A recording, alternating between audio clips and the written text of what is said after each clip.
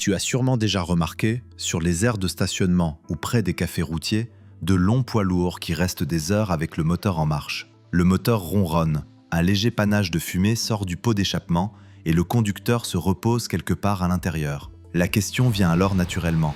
Pourquoi laisse-t-il le moteur allumé? Est-ce qu'il brûle vraiment du gazole pour rien? En réalité, tout est bien plus sérieux. Derrière cela se cachent des raisons très concrètes et parfois, c'est la vie et la sécurité du conducteur qui en dépendent. Pour un routier longue distance, le camion n'est pas seulement un moyen de transport. C'est à la fois une maison, une chambre à coucher, une cuisine et même un bureau. Pendant des semaines, ces personnes ne rentrent pas chez elles et passent leur nuit sur la route, là où il n'y a ni chauffage central, ni hôtel à proximité. Et la première raison de ne pas couper le moteur, c'est la température. Imagine la route M11 quelque part près de Veliki Novgorod, en plein hiver, avec moins 25 degrés à l'extérieur. Sans chauffage, la cabine se refroidit en 10 minutes, et même un sac de couchage ne suffit plus. Tout à l'intérieur se couvre de givre. Maintenant, prenons l'extrême opposé. L'été dans la région d'Astrakhan, avec plus 40 degrés à l'ombre. L'air est immobile, comme dans un four. Sans climatisation, la cabine se transforme en sauna et il devient tout simplement impossible de dormir correctement. Ainsi, un moteur qui tourne n'est pas un caprice, mais une question de survie et de sécurité. Un conducteur fatigué et mal reposé représente déjà un risque potentiel d'accident. Mais il n'y a pas que le confort. Il existe aussi des raisons techniques pour lesquelles on ne peut tout simplement pas couper le moteur. Dans les poids lourds, comme les Kamaz, Volvo FH ou Scania, on utilise un système de freinage pneumatique. Contrairement aux voitures particulières, où les freins fonctionnent avec un liquide, ici tout repose sur l'air comprimé. Tant que le moteur tourne, le compresseur maintient la pression dans le circuit pneumatique. Si l'on coupe le moteur, l'air s'échappe progressivement, la pression chute et les freins se bloquent automatiquement. C'est un dispositif de sécurité. Mais ensuite, pour repartir, il faut redémarrer le moteur et attendre que le compresseur regonfle tout le système. C'est pourquoi de nombreux conducteurs laissent le moteur en marche, surtout en hiver, afin de ne pas perdre la pression et d'éviter de solliciter excessivement la mécanique avec des démarrages trop fréquents. Il existe aussi un aspect électrique à cette question. Les camions modernes sont bourrés d'équipements, réfrigérateurs, micro-ondes, sièges chauffants, chauffage autonome, éclairage, navigation, radio, et oui, même une télévision. Tout cela fonctionne grâce aux batteries. Or, si le moteur ne fait pas tourner l'alternateur, les accumulateurs se déchargent en quelques heures. Ensuite, impossible d'allumer le chauffage ou même la lumière. C'est pourquoi le moteur au ralenti agit comme un générateur. Il recharge les batteries et alimente toute la cabine. Enfin, il faut prendre en compte les conditions climatiques de la rue. Ici, les écarts de température sont extrêmes, allant de moins 40 en Yakoutie à plus 45 dans le sud. Les démarrages fréquents par grand froid usent davantage les systèmes et augmentent la consommation de carburant plus que le fonctionnement au ralenti. C'est pour cette raison que les conducteurs préfèrent laisser le moteur tourner.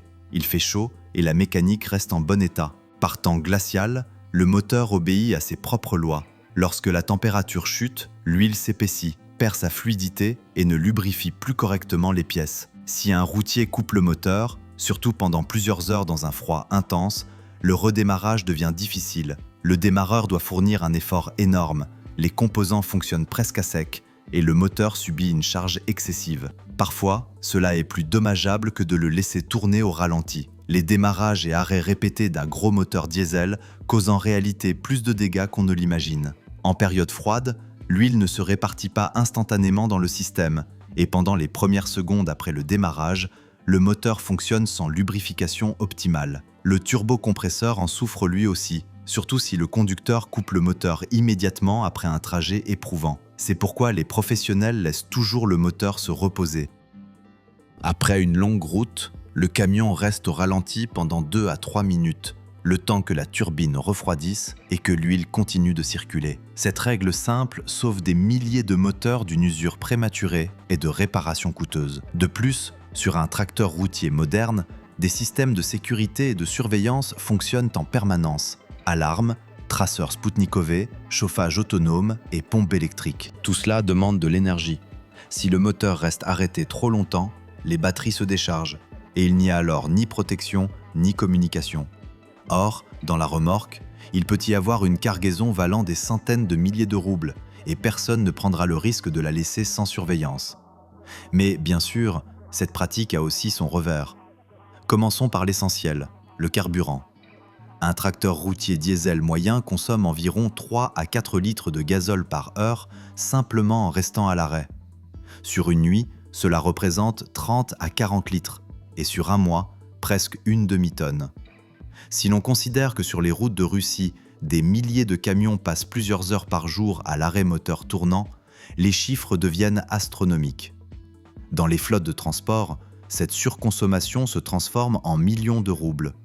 C'est pourquoi les entreprises comptent depuis longtemps chaque minute de ralenti, non par avarice, mais parce qu'il s'agit d'une perte financière bien réelle.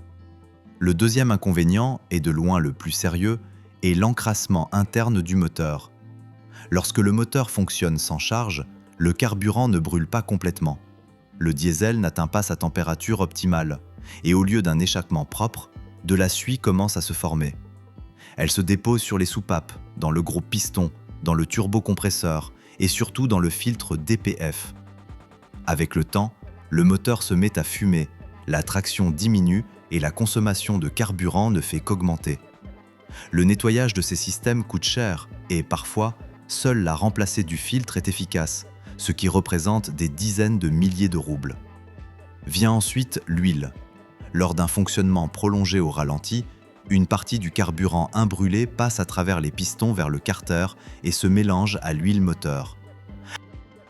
Celle-ci perd alors sa viscosité, devient trop fluide, et une huile trop liquide ne protège plus correctement les pièces. Il en résulte une usure accrue des pistons, des coussinets et des cylindres. Il faut aussi parler du turbocompresseur, l'un des éléments les plus vulnérables. Quand le moteur tourne sans charge, le flux des gaz d'échappement est faible et le refroidissement de la turbine est minimal. L'huile ne circule pas autour des paliers à la vitesse nécessaire, ce qui entraîne la formation de dépôts sur l'arbre. Après quelques mois d'une telle utilisation, la turbine commence à émettre un sifflement, perd de la puissance, puis finit par se bloquer complètement. Un turbocompresseur neuf coûte presque l'équivalent d'un demi-salaire de routier. Et il ne faut pas non plus oublier l'électricité. Au ralenti, l'alternateur fonctionne avec un rendement réduit, alors que la charge reste la même. Éclairage, chauffage, réfrigérateur, navigation, chauffage autonome, dégivrage des rétroviseurs. À cause de cela, l'alternateur surchauffe, les batteries ne se rechargent pas complètement et au bout de quelques années, il faut les remplacer. Ce sont encore des dépenses supplémentaires. À tout cela s'ajoute le facteur écologique. Le fonctionnement au ralenti est une source directe de pollution de l'air. Un seul camion à l'arrêt pendant 1 heure rejette environ 4 kg de CO2, sans même compter la suie et les hydrocarbures. Dans de grandes villes comme Moscou ou Yekaterinbourg, cela devient un problème bien visible. En Europe, les longues périodes de ralenti sont déjà sanctionnées par des amendes, et tôt ou tard, cette pratique sera également réglementée chez nous. Mais le défaut le plus insidieux est sans doute le faux sentiment d'innocuité. Quand le moteur tourne calmement et de manière régulière, on a l'impression qu'il ne se passe rien de grave. Pourtant, à l'intérieur, tout s'use lentement mais sûrement. L'huile perd ses propriétés, la compression baisse, les soupapes se couvrent de dépôts et le système d'échappement s'étouffe. Après quelques années d'un tel usage, le camion perd de la puissance, commence à fumer et nécessite une révision complète. Enfin, il ne faut pas oublier la sécurité incendie. Si le moteur fonctionne sans surveillance, surtout s'il est ancien, avec des durites usées ou des fuites de carburant, une simple étincelle ou une fuite d'huile peut suffire pour déclencher un incendie sous le capot. Les cas de feu sur les aires de stationnement sont loin d'être rares.